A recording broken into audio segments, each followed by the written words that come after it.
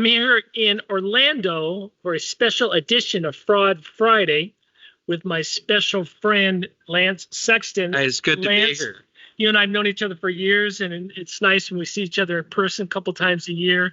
It's so always this is great. awesome, and we got him for his live session on office hours, and we're getting you for Fraud Friday. You know, I haven't got to be on Fraud Friday for several weeks, if not a couple months, Bob. So I'm very excited to be back. Yeah, and for those of you who don't know, but Delaney was our main correspondent on Fraud Friday. This is Papa Sexton. Yes, Papa Fraud. And what is Delaney doing? Delaney is working for Community Bank and Trust. It's one of our subsidiaries of Community Bank Shares, and Phoenix Lender Services is part of that. Thomas USAF is also part of that. But she's a government guaranteed content creator. So she's still working in the industry, writing about SBA. She's developing procedural guides, naming conventions, things like that. But I'm a very proud dad to have you should be very proud. Not just Delaney, but two of my other children are also involved in SBA. Well, that's awesome. And we will get Delaney back for a reunion show at some point in time. And I think we need to have a father-daughter. That'd be fun. What I want to talk about today is your role. You mentioned Community Bank and Trust, Phoenix Lending Services, an up-and-coming SBA 7A lender. Your role is your passion, servicing, liquidation. And one of the things on there that you come across is fraud.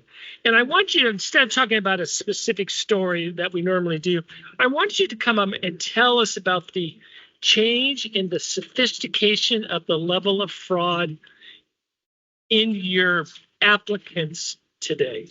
Well, I think that the pandemic itself elevated people's, I guess, propensity to figure out ways to commit fraud in lending.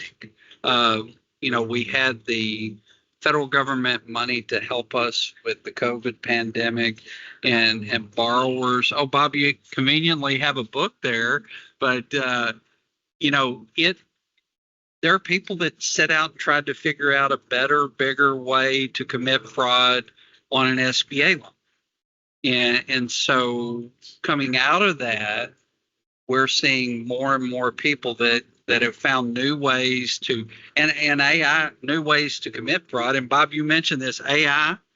I never really truly believed how significant the power of AI was until one day I got on it and said, "Who is Lance Sexton?" And it was like a book written about me. And the accuracy was absolutely incredible. So you could say, I want to start a restaurant in Orlando, Florida. Please give me a good business plan for that. And it probably would provide a significant plan. So, technology, the pandemic have all created an environment where more and more people are capable of committing. Let me give you this stat. This is by our friends at the bank, Sean Murray. Great reporting. He teamed up with Money Thumb, and they were talking about AI and the incidence of fraudulent applications by, this case, bank statements being created by AI.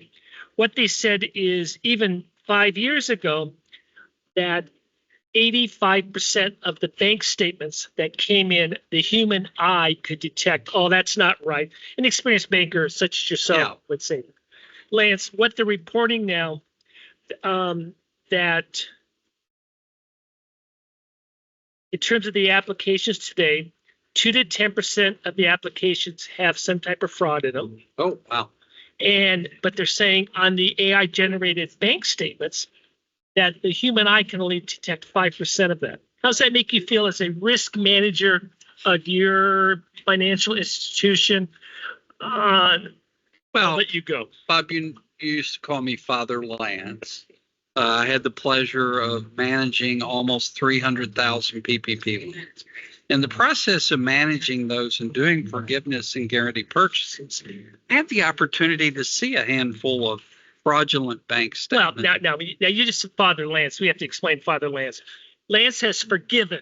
That's why the father reference forgiven. How much in $1 billion of PPP loans? Little over 4 billion, 4 billion with a B. And how many thousands of loans is that?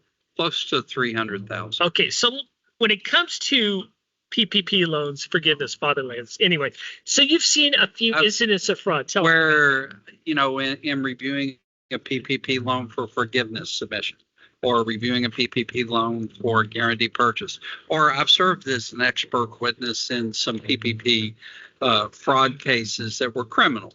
I've looked at documents, bank statement documents that I, as a person who's been in banking for more than 41 years, could not on the surface say, Bob, this is fraudulent. They look very legitimate, legitimate bank names, routing number. I throw the routing number in Google search and it's right. It's correct. And it matches up with the bank name anyway, it is pretty, with AI and with the technology we have today, for an applicant to be able to create a bank statement that looks relatively like they're supporting equity injection, Bob, and they provide you a bank statement. And let's say they're a little short of the equity injection. A fraudulent customer could go into AI and say, create me a Bank of America bank statement that has an average balance of $250,000 over a 3-month period of time, and bam. And again, I'm telling you, 41 years of experience, and I've looked at some bank statements that were submitted as part of PPP, and I couldn't tell the difference. What's fascinating is the evolution of this. 10, 12 years ago, we were talking Craigslist. Oh, yeah. If you want a bank statement, you could buy one. You could buy one. And then they would Photoshop them. And then they would take a real bank statement and change the numbers through Adobe Photoshop. Now we've evolved to AI. Actual statement. The numbers may not be true, but it passes as you cannot tell the difference. And I want to emphasize, you're talking about someone who is, and when we say an expert witness, he's been an expert witness on the biggest names of the fraud cases that you read out there. And you know what you're looking at. No, Bob, I've also seen not just bank statements, but Schedule Cs on the federal tax return that were generated with AI that I look at, Bob. And if you didn't, so when we were doing a fraud investigation into some PPP loans, a set of PPP loans, we couldn't just look at the Schedule C and make a fraud determination. What we had to look for are correlations in the numbers. Is there, for instance, miscellaneous expense is $1,350 on every one of them. Yeah. Something like that happens over and over again to make a determination if it was an AI generated Schedule C. And what this goes back to, Lance, is knowing your customer. Yes. Character is the first C. And what I find fascinating on this is, as a small business person, and the amount of fraudulent emails I now get a day. I got on some horrible robocall list. I was researching loans, and now I ended up on that list. I'm getting 20 phone calls a day, and that lets. So, how does that impact you dealing with your small business customers? Where all of a sudden our fraud detection is through the roof. Well, I think the reality of it, a lot of community banks and SBA lenders are in positions where I've been in the past, where the customer that came in for an SBA loan is somebody I've known for 15 years. Right. I have been in their business. I have seen their information. So there's not an issue of fraud. But what's happened is we have a lot of nationwide SBA lenders. Even community banks have become nationwide SBA lenders.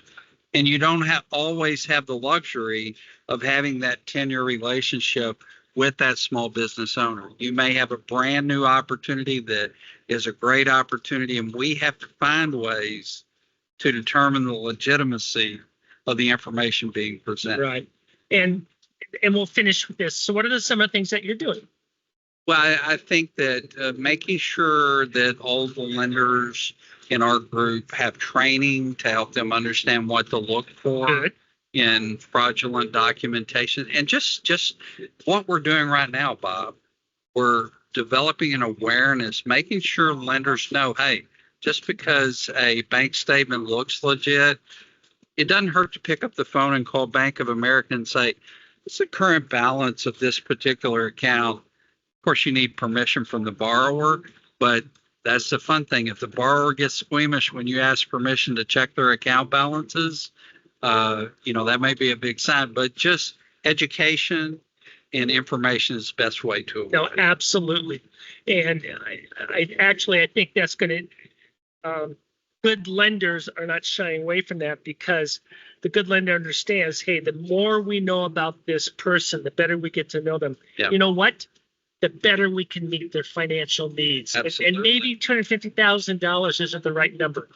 Maybe it's $333,000. Yes, absolutely, Bob. And but I think education, communication, and information is what will help us work through the fraud. Lance Sexton, Executive Thank you. Vice President, Phoenix Lender Services, Community Bank and Trust, Georgia.